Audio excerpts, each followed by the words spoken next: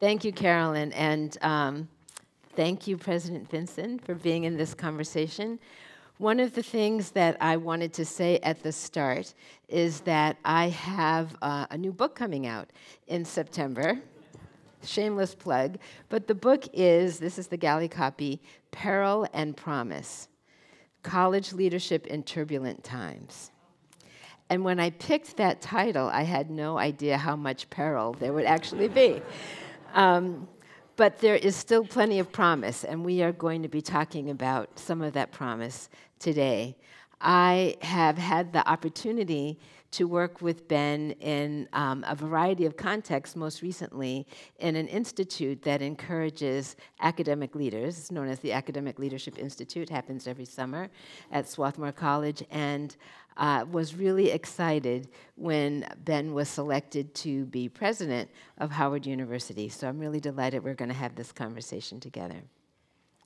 And I want to start by sharing a piece of advice that I was given when during my own professional development, I had mentors of various kinds, and one of them was a college president who told me that if you're thinking about being a college president, you need to know that you can't be president of just any college.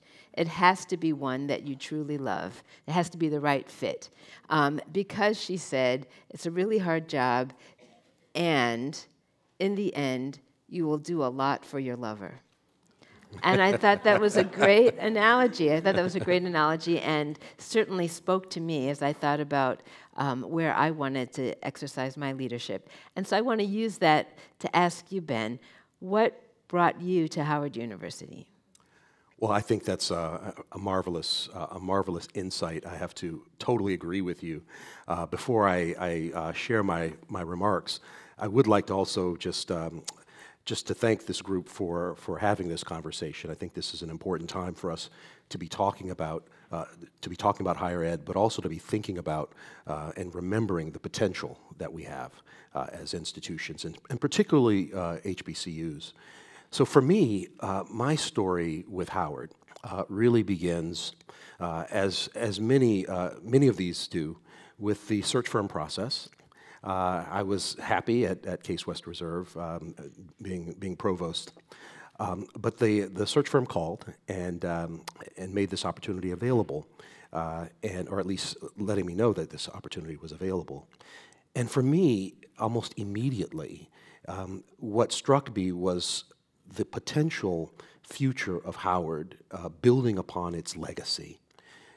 This is an institution, for those of you who know it well, and there may be others who may not know it as well, whose history has been so integral to the evolution of this country, but also has international tentacles. And so I had a chance to appreciate some of that through some of the work of a friend of mine, Frank Garitti, who you may know at Columbia, other scholars as well, who have studied kind of the trajectory of HBCUs and really helping develop the intellectual capacity and elite of places like the Caribbean, but also on the continent.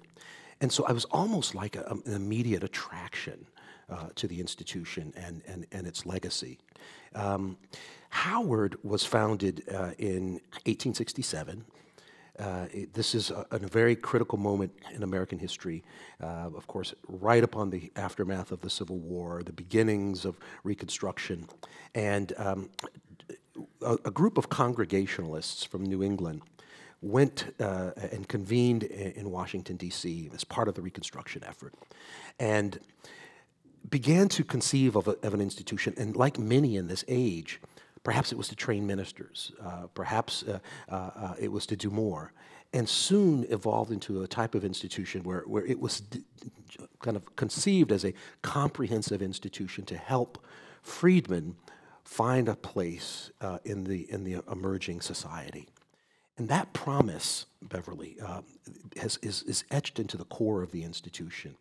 And it's something that, as a historian myself, really, really made an impression upon me. And thinking about those foundings, those early days, and thinking about the moments that we have been living through, that optimism and hope and promise for rebuilding America, restoring values of truth and service, which are core anchor elements of the creed of Howard. These are things that were undeniable and certainly alluring to me. And I don't know if you had that similar, kind of call. Well, yes. The short answer is yes. And I, in the spirit of full disclosure, I am a Howard baby, which means that my parents, both my mother and father, attended Howard and graduated in the class of 1949. So that's what I mean when I call myself a Howard baby. But certainly, when I was considering whether I wanted to be president of Spellman College, I had never visited the campus. And so I made what I call my secret visit to Spellman, and I just walked around anonymously. But I went to the admissions office and I picked up a brochure, and on that brochure there was a description of the mission of the institution. And there was a sentence in that description. It talked about the ways in which women who come to Spellman are transformed by that experience. And then there was a sentence that said, "This is your heritage and your call." And I thought, it is. I mean, it just spoke to me. And so there was definitely that sense of wanting to continue that tradition of leadership and that legacy. I don't know about you, but for me, jumping into the process, being successful, I wasn't sure that, I'm different from some of the Howard presidents that have come before me, so I wasn't sure it was going to work out. Yeah. So I was pleasantly surprised when it did. But for me, the love affair has only grown, and it really is anchored in the students and the alumni, and every day that I walk our yard, I see our future, and I'm optimistic. And I was sharing this last week with members of my cabinet. When many of the things that we're going through at this time started, I spoke with one of our students who said that this is a time where America needs to inspect itself to get better. And so that optimism in our student body is something that just is boundless and something that really re-energizes me on the job. So. Well, during this time of challenge, and there are a lot of challenges, as we know, but during this time of challenge, that kind of moment with students does renew the spirit, keeps you going, and of course there's a lot of opportunity. And I know that one of the opportunities that has come to Howard, we'll talk about the fact that, every opportunity has its downside, and you'll hear soon. But the opportunity was for Howard to become a Research One institution, an R1. And why was that so important? Clearly, let me just put that in context for our audience. Howard, at this moment, is the only HBCU that is an R1. So achieving that status was quite significant. But why was that so important? I think for Howard, and I think also for HBCUs that are also working and striving to be R1, I should note that there is a cluster of HBCUs that are on a path, what we call R2 to R1, that are striving for this status, and in the next few years we'll see more. But for Howard, it is a validation of the work that's being done on campus.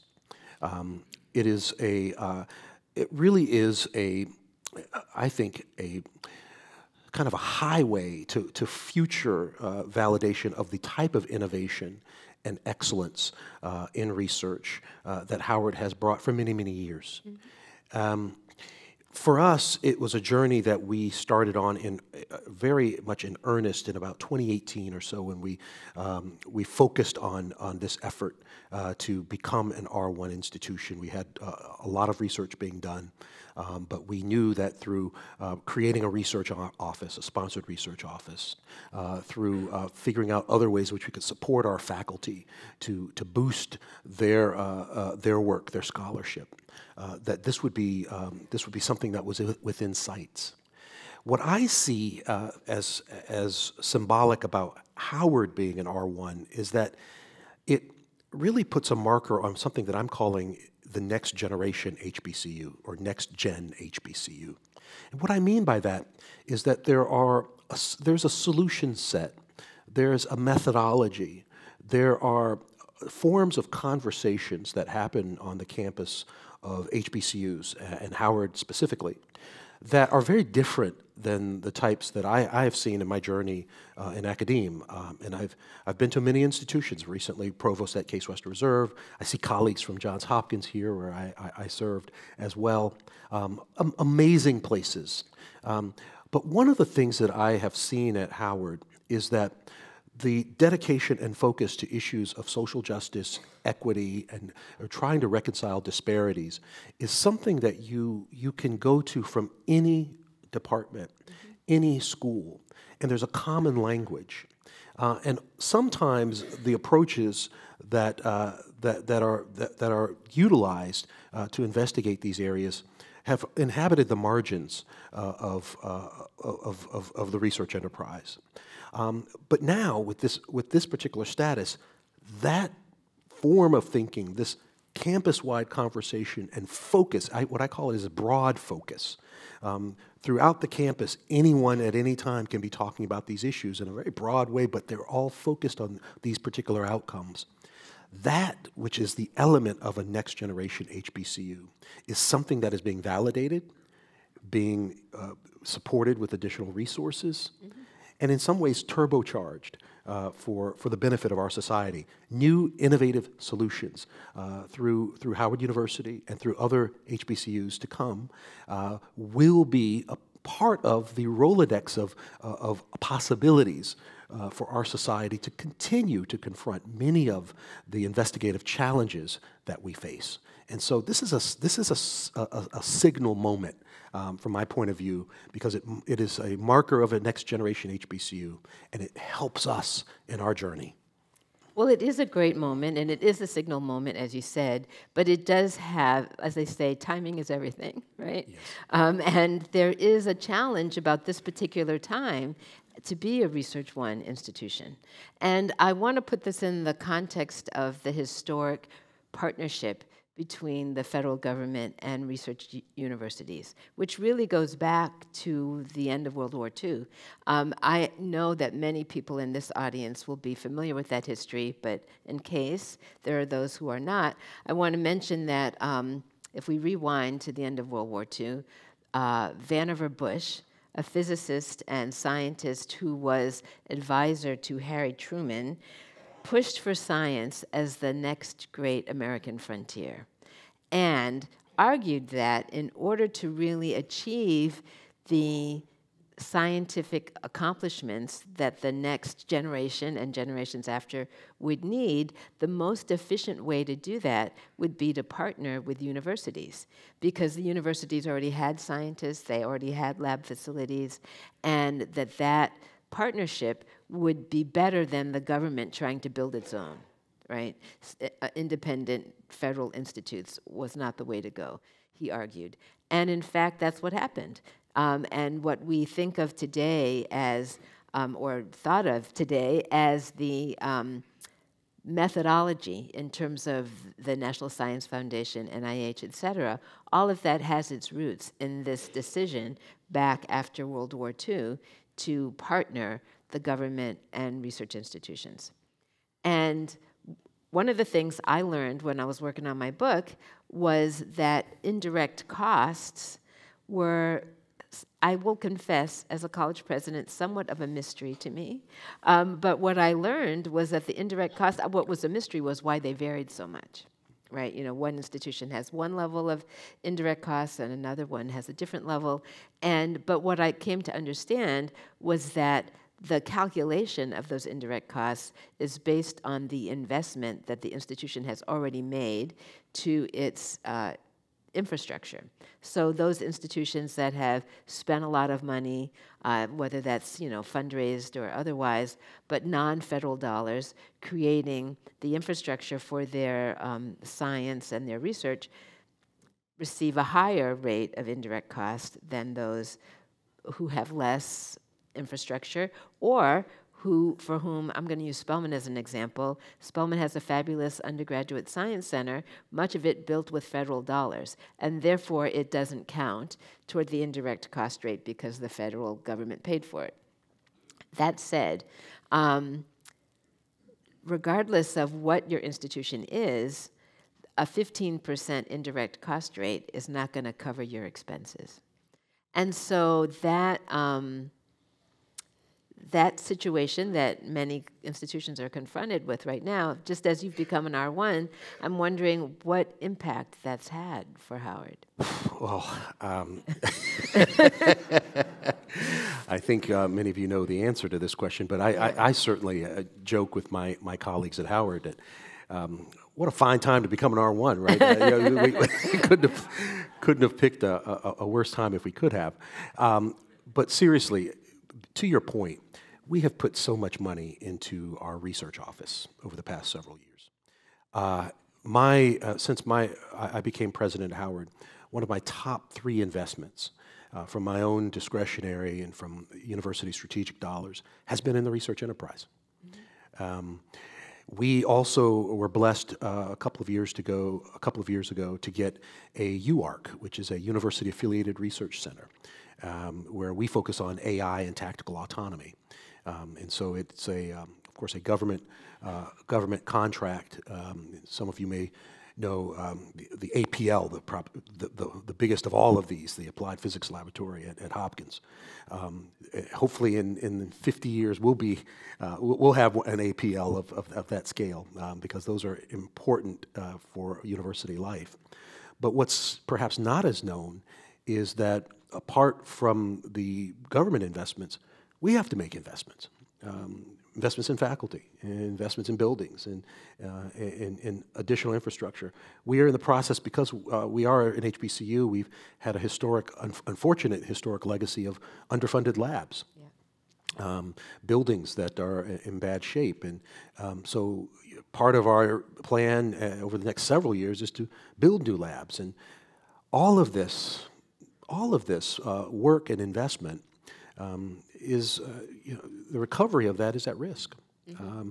And so our formulae, as we're going into all of this work, some of this was predicated upon on the indirect cost recovery. Mm-hmm. And now a lot of that ability to invest in the infrastructure that we're investing in is being hit at the knees. Yes. And so for our other HBCUs that are in the R2 to R1 space, slipstream, I like to call it, that work and the recovery of those funds are also in jeopardy. So these are tough times, and we need research urgently. We need the outcomes and the solutions. We have work going on bacteria how does bacteria survive in various immune systems. We have work going on. We've got cancer goggles looking at different ways in which we can see cancer and deal with it. We're working right now on a variety of AI and quantum areas, and a lot of that work and the early careers of those bright minds of scholars who are bringing new approaches and fresh approaches, a lot of that is right now far more challenging and in this turbulent environment. So it's something we're watching, and it's something we're trying to reconcile, and it's created a much heavier atmosphere for us to work through. Yeah. So. One thing you mentioned, and I want to just lift it up for a moment, is the legacy of underfunding, right, that HBCUs have had to deal with. And I want to lift it up in the context of not Howard. And Howard is in some ways unique because it's the only HBCU that is federally, it was federally funded from the beginning, and much of its funding is federally linked. Certainly, all HBCUs get some federal dollars through what's known as Title III, and that, in the case of Spellman, is probably $4 million a year. So we're talking about relatively small amounts of money, but I want to talk about disparate state funding, which has been really quite notorious. And during the Biden administration, there was an attempt to quantify the level of underfunding. I think the number that they generated going back as far as 1987, not before that, but from 1987 to the present was something like $13 billion. And I was thinking about North Carolina A&T as an example, as one of those R2 to R1 institutions, very close, I'm sure, to achieving R1 status. North Carolina A&T has had prominence in the engineering area in particular, preparing black engineers. And I have a statistic in my head from 2020 where NC A&T, which is one of the largest HBCUs, I think 11,000 plus students, was receiving $8,200 per student from the state of North Carolina, while North Carolina State was receiving $16,400 per student, double. So the underfunding disparity is not something from the past, it continues. And so it's just something I think we should all be aware of when we're talking about HBCUs. But there's some perils that preceded the current moment, and I want to talk about one of those, and that is what has widely been referred to as the enrollment cliff, right? The fact that, as one of people I quoted in my book says, if they weren't born, they're not going to college, meaning the decline in the birth rate has created a lack of traditionally aged students, right? The population is dropping, and many institutions, small, particularly small, regional, not well-known institutions, are really struggling to meet their enrollment goals. That was true before this current moment. We could talk about the impact of the drop-off in international students and other things that will impact enrollment needs. But this question of students and where are those students coming from is one that Howard has not had to struggle with.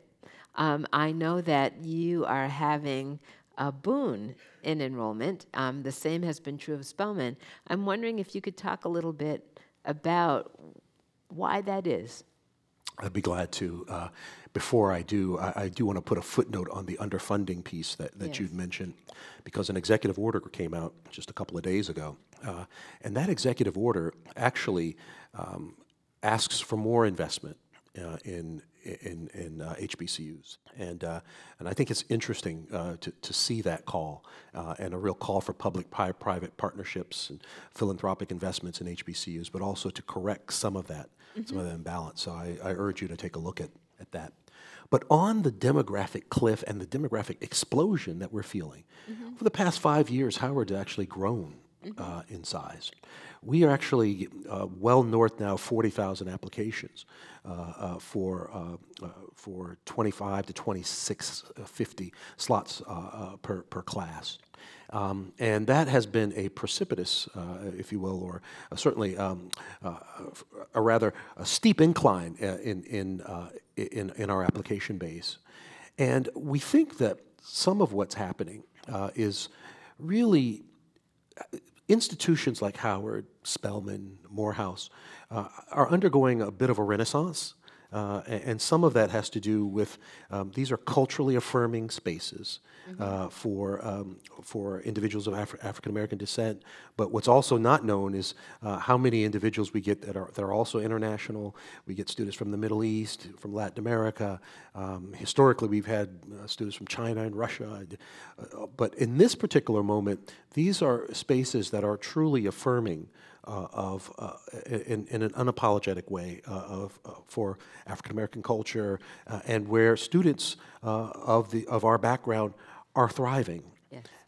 And people are also looking at the ROI that's taking place. Howard is over 40% Pell eligible. Institutions that I've been at before, we're celebrating being at 17, 18%. And so there's a corridor of opportunity for those who are more marginalized to really achieve through the corridors of a Howard. And in fact, a Carnegie classification was just announced yesterday, in fact, that measures universities on a continuum for success and a return on investment and kind of social mobility. And Howard leads HBCUs there, and it's a very interesting index, and I invite all of you to look and see where your university is. There's a little tool where you can just move the dots or put in your institution, and you can see where you fall. Howard's doing extraordinarily well.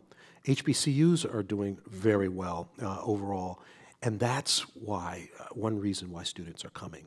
It's a mixture of the outcome and results, the care that's happening at the institutions, and then really the opportunities that are opened up that are tremendous. What we need to do as HBCUs, and what I see as part of my mission, is to strengthen our institutions from the core. Yes. Because the decades of neglect has weakened us internally. We can be even stronger, deliver even better when we strengthen our core. And so that's something that I've been focusing on. I used to talk about that, you know, maybe it's our Pilates background, but I used to talk about strengthening the core. And I need a little work. I used to talk about strengthening the core when I was at Spellman, and not unlike Howard, Spellman also has seen that kind of dramatic incline. When I started as president there in 2002, and putting this in the context of women's colleges, right, it's a women's college, with an entering class of about 500, the application rate in 2002 was 3,000. And that, coming from Mount Holyoke, I thought was pretty good. It was a higher application rate than Mount Holyoke had at that time. And today, last year, it was 11,000. So for a class of roughly the same size.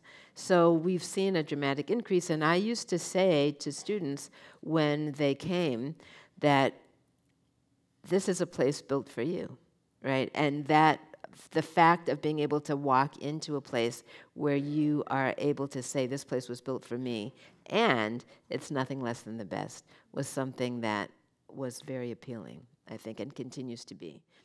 I'm getting the signal that we are going to Q&A, and I want to say this before we start. Caroline's going to moderate our Q&A, that there are some questions that past presidents can answer more easily than current presidents. I just want to acknowledge that. So with that in mind, I'll turn it over to you. Well, that was such a wonderful job of asking questions and answering them. I'm hesitant to break in, except that we have a wonderful audience, and I'm sure the audience will have many questions too. So we're open to questions. Please state your name and where you're coming from before you state your question. Yes, here.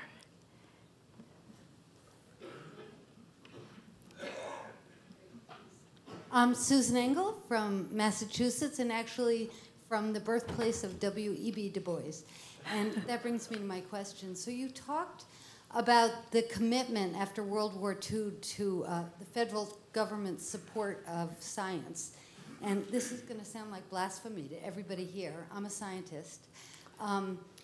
But you also talked about the special role, the environment at Howard being one of a commitment to social justice. And it occurred to me listening to you that one of the things we might need to switch is a federal government to equally rigorous investigation of social justice. And I wondered if you could talk a little about how you balance the commitment to federal funding, or anywhere we can get it, for scientific inquiry with the commitment you've made and that you see as important to the inquiry about social justice. I think that's a past president question. And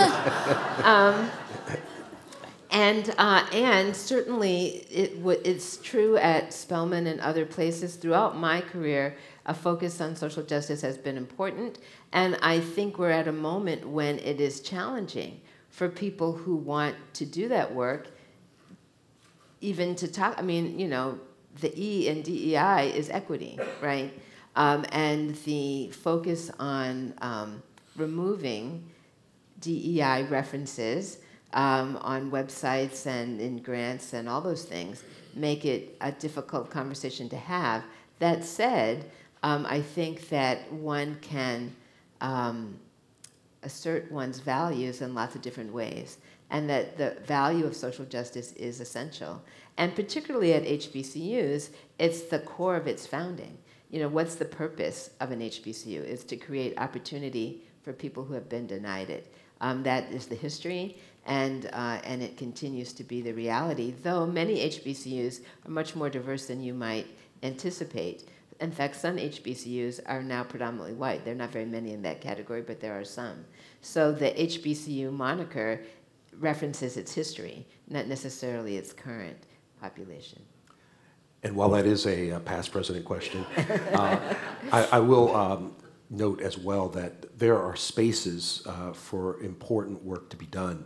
And what comes to mind immediately for me is some of the work in technology and in AI. And this is something that is, first of all, it's also a prerogative of the administration, but it's also, it is very important to our future. And it is critical for us to get these systems right, lest we suffer as a human population. And so this is something that we're taking on frontally, trying to develop different ways of thinking about coding, different types of relationships with, for instance, we have a new partnership with ChatGPT. I know Harvard and Oxford and others do as well, but you should know that our slant is kind of in this area. And as well, we also have trainings in our data science program, computer science, that also talk about ways in which we can have more equitable systems and socially responsible systems. So these are very important areas as well that we should not ignore.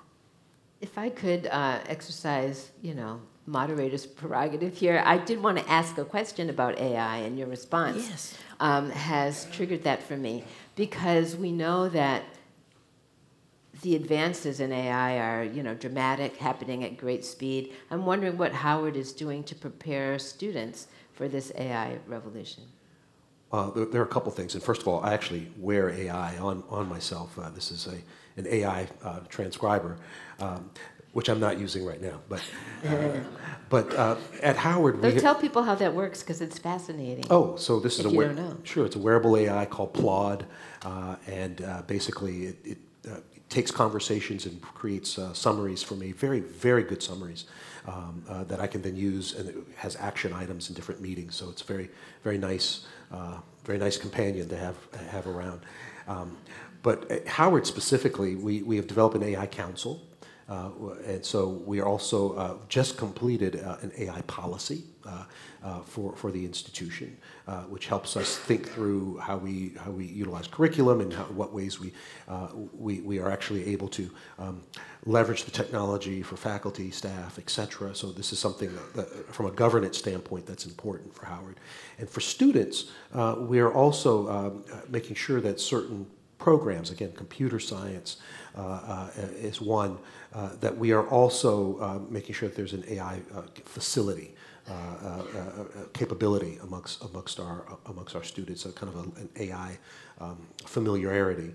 And apart from that, we've set up certain partnerships with industry, such as with Google, where our students who may go through a academic curriculum will also partner with Google and other companies to make sure that they have those ready skills, market-ready skills, that will allow them to be successful in tech firms. And so these are just a few of the avenues. And we're also working on the K-12 space. We've developed a partnership with something called the National Equity Lab, where we have courses in mathematics and data science that also introduce these elements that really get the future generations of students, wherever they may go, more familiar with not with just the consumer use of the technology, but really what's behind the creation and application of the technology. Great. There's a hand in the back. Good. Yeah, Howard.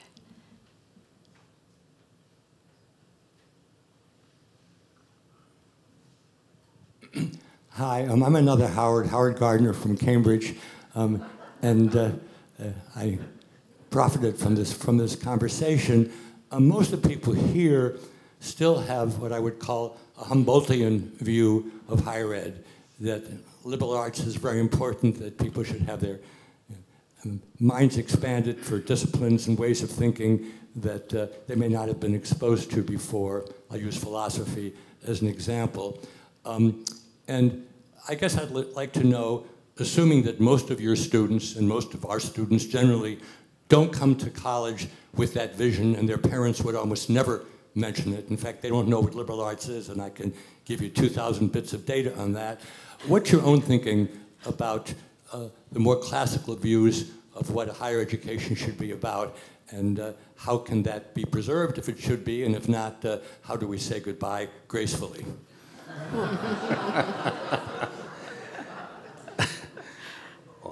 I'm happy to speak to that. I think either one of us could, but it seems to me, I have to speak from the perspective of someone who attended a small liberal arts college and have worked, not counting my PhD, which was from the University of Michigan, but as an undergraduate attended a small liberal arts college, Wesleyan University, and have spent my entire teaching and administrative career in small liberal arts institutions.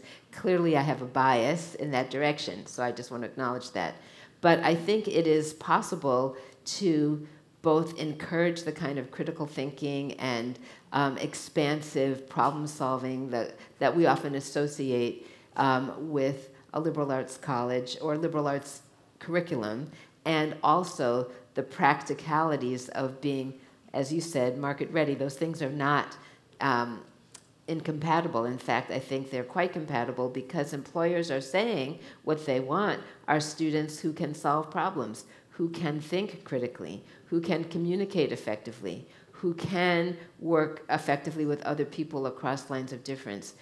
All of these things are part of what you get, whether you're a philosophy major or a computer science major or a psychology major, as I was, or English major, you pick your major. Those things are likely to be part of the experience. What troubles me at this moment, and what I have written some about in my book, is the idea that some ideas should not be available to students. That we shouldn't talk about certain things because it might be, quote, indoctrination. I'm not going to get into the details of it because it would take us too long, but I lift up the example of New College of Florida, for example, which is the Honors College of Florida, whose curriculum is being completely transformed, and the board has completely turned over, and many faculty are being driven out, and gender studies has been eliminated, and all these things under the leadership of Governor Ron DeSantis. And in my mind, there's evidence that some of that response is because some students, and there's one high-profile student I talk about in the book, came to New College of Florida and changed his thinking. That person, I will share this, the student's name is Derek Black. He's the son of Don Black, who was the founder of Stormfront.org, his white nationalist website. Derek Black went to New College of Florida, and after 3 years, he transferred. After 3 years at New College of Florida, renounced that white nationalist ideology, and wrote a very public letter saying that he was wrong and was regretful. And his family said he was suffering from Stockholm Syndrome, right? That he'd been somehow captured.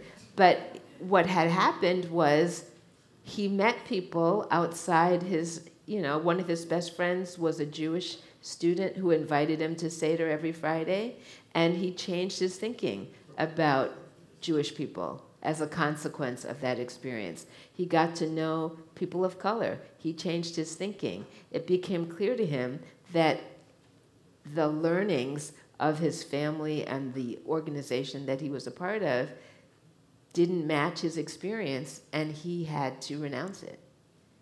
When he did that, it was quite, as you might imagine, quite disruptive to his family relationships and all of that. But he has since written a book about it if you're wanting to learn more. His book is titled The Klansman's Son. The Klansman's Son, published in 2024. But the point I want to make is that his thinking expanded, not because of indoctrinating professors, but the friendships he made outside of his classroom experience. That kind of engagement across lines of difference is core to an excellent education. And many people will say, well, Beverly, how can you say that and also lead an HBCU? You get a lot of diversity in an HBCU community. That's important to say.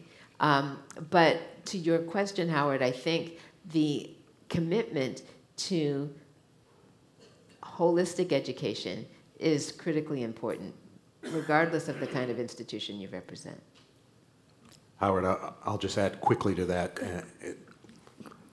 And I think, Beverly, you're absolutely right. It's access to ideas that really is, that transforms our lives. And I just wanted to remind, and as I do everyone that I get a chance to speak with, that this human odyssey that we are on, the human journey, is an extended conversation with ourselves over time.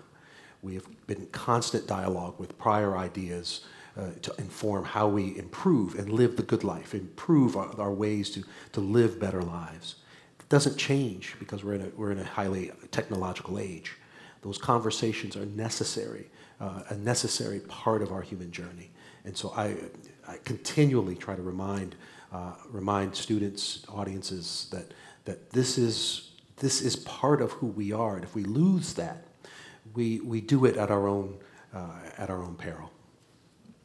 And I'll share with you a little backstage information that I just received, which is that the governor's running a bit late, so we have lots of time for questions.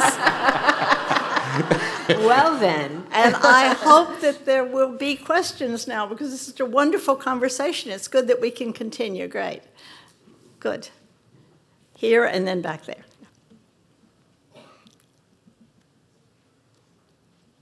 Yes, you. Right. Good morning, thank you. Leslie Miller from Philadelphia, by way of South Hadley, Massachusetts. Good to see you, Leslie. I can't let Bev Tatum escape without asking her to expand on your comments about the relevance of a liberal arts education to further talk about today's relevance for the education of women in single-sex institutions, particularly at a time when so many of us who have worked to, in our own small ways, advance the position of women today, are asking if we haven't gone full circle and are starting over again. Well, as they say, 2 steps forward, 1 step back, right? I often make reference to a quote in Dr. King's last book, which is called Where Do We Go From Here? Chaos or Community. And in it, he talks about the line of progress is never straight, right? After every period of progress or forward movement, there's pushback against that progress. And clearly, from my point of view, that's what we're experiencing at the moment, right? Pushback against progress. But in much as I was speaking about Spellman as a place built for you, certainly we can say that about women's institutions, Mount Holyoke being one where I spent 13 years of my career very happily and then returned to serve as interim president just a couple of years ago. The idea that being in a place where your identity is celebrated and is not a barrier to opportunity, but in fact where you can see yourself reflected in the environment. Students will often say, I came to campus and I saw that the, head of the campus newspaper was a woman. I saw that the leaders across the campus, many, not all, but many of them were women. I saw that every opportunity, I used to say at Spellman, where just sort of that women's experience even further refined in terms of celebrating women of African descent in particular. But when I was president at Spellman, we launched a robotics team. 5 young black women doing robotics, traveling to compete at an international robotics competition in Japan, made an impression on people, right? You know, and would they have had that opportunity anywhere else? Probably not. But certainly, we can see that the role of women in the United States still has not been fully actualized in terms of opportunity. We still are dealing with pay gaps and other kinds of disparities. And so, is there still a need? Is there still a benefit? Absolutely. Do you want to say something, Dr. Vinson, about gender and progress and reaction there too? Yes, I just have to completely agree with my colleague, with Beverly, and we just have a lot of work that remains to be done. I mean, that's the that's the fundamentals of it, and it's going to take continued collective work in order to turn things around. And so that's yeah. I'd like to say something. It's a personal statement, which is to say, I mentioned that both of my parents went to Howard, graduated in 1949. I graduated from high school in 1971. And my mother was keen for me to go to Howard. And I did not want to go to Howard. I didn't want to go to my mother's school. You will appreciate that, right? I didn't want to go to Howard. I didn't want to go to my mother's school. But I grew up in Massachusetts and suffered from the regionalism that comes from thinking that the best schools are in New England. So I went to Wesleyan in Connecticut. That was my preferred choice. Wesleyan in 1971, I graduated from high school in 71. At that time, had just started admitting women. So I was in the second class of women at Wesleyan. I will be celebrating this year, hard to believe, in just a few weeks, my 50th anniversary, the 50th reunion year, graduating in 1975. So now we're 50 years later. Hard to believe that. But having said that, I didn't go to an HBCU.